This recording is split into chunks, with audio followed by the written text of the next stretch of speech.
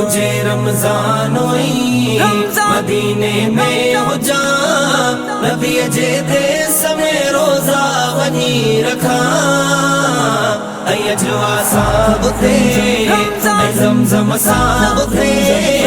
अयजवा साबुते ज़मज़म साबुते अग्या रोज़े ते मां इफ्तार भी कया मुझे रमजान मदीने में हो जा मुझे रमजान मबी ही गरम मां विछा दी त चंड में ऐं रोज़न रखण जे लाइ रखा दी त चंड में मबी ही गरम मां विछा दी त चंड में